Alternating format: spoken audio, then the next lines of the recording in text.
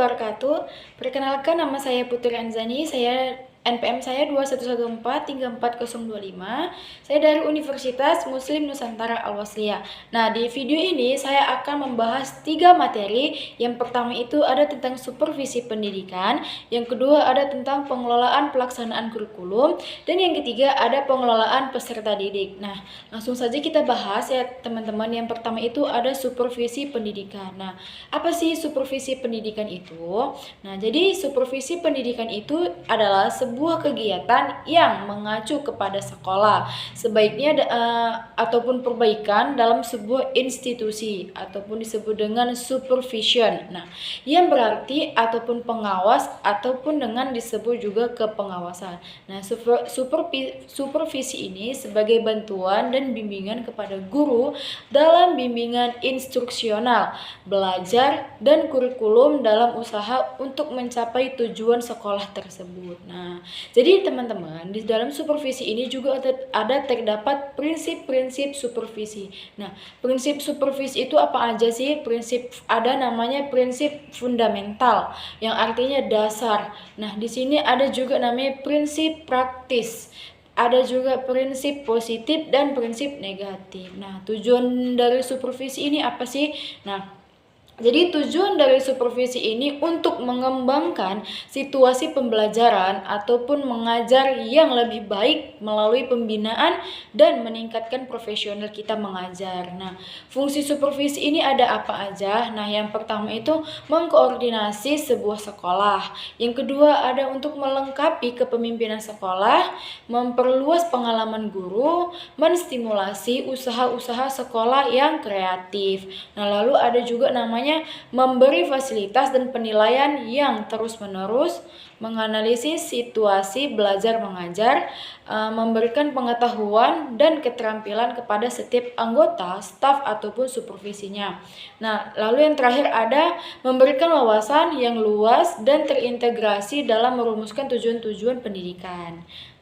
Nah, langsung kita membahas materi yang kedua ya teman-teman. Itu ada materi tentang pengelolaan peserta didik. Nah, di mana di dalam pengelolaan peserta didik itu layanan yang memusatkan pada pengaturan, pengawasan, dan layanan siswa di kelas dan di luar kelas, serta memanfaatkan pengenalan dan layanan individual. Contohnya seperti pengembangan, keseluruhan, kemampuan, kebutuhan, dan minat sampai ia matang di sekolah itu. Nah, tujuannya itu untuk apa sih? Tujuan dan fungsi pengelolaan peserta didik itu tujuannya terbagi menjadi 3. Yang pertama, meningkatkan pengetahuan, keterampilan, psikomotorik peserta didik. Yang kedua itu menyalurkan dan mengembangkan kemampuan umum ataupun disebut dengan kecerdasan bakat dan minat peserta didik itu sendiri. Yang ketiga, menyalurkan aspirasi, harapan, dan memenuhi kebutuhan peserta didik dengan terpenuhnya 1, 2, dan 3 yang tadi saya sebutkan. Nah, diharapkan peserta didik ini dapat mencapai kebahagiaan dan kesejahteraan hidup yang lebih lanjut, dapat berjalan dengan baik dan tercapai cita-cita mereka. Nah, jadi teman-teman, di pengelolaan peserta didik ini memiliki fungsi. Fungsinya itu untuk berkenan dengan pembangunan individualitas peserta didik. Fungsi yang berkenan dengan pengembangan fungsi sosial peserta didik ialah agar peserta didik dapat mengadakan sosialisasi sebayanya. Lalu yang ketiga itu ada fungsi yang berkenan dengan penyaluran aspirasi dan harapan peserta didik agar peserta didik itu tersebut menyukai hobinya, kesenangan, dan minatnya. Nah, yang keempat itu ada fungsi yang berkenan dan pemenuhannya dari kebutuhan tersebut dapat berjalan dengan kesejahteraan dalam kehidupannya. Nah, lalu di sini ada tahapan dalam pengelolaan peserta didik itu. Yang pertama ada analisis kebutuhan peserta didik. Yang kedua itu ada rekrutmen peserta didik. Yang ketiga itu ada seleksi dalam peserta didik. Yang keempat ada orientasi peserta didik, dan yang kelima ada penempatan peserta didik. Nah, baik teman-teman, di sini ada materi yang ketiga, yang terakhir itu materi tentang pengelolaan pelaksanaan kurikulum.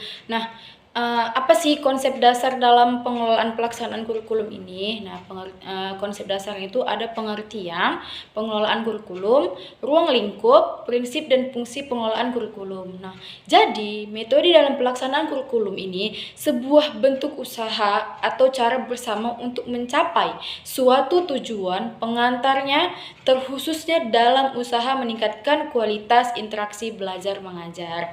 Nah, jadi teman-teman, di dalam ruang lingkup pelaksanaan kurikulum ini terbagi lagi dia menjadi 4. Yang pertama ada perencanaan, yang kedua ada pengorganisasian, yang tiga ada pelaksanaan kurikulum, dan yang keempat ada namanya supervisi pelaksanaan kurikulum.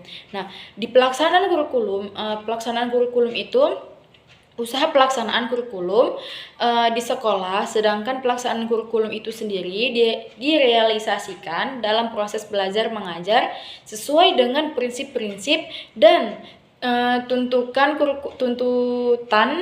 ataupun tuntutan kurikulum yang telah dikembangkan sebelumnya bagi suatu jenjang pendidikan sekolah-sekolah tertentu.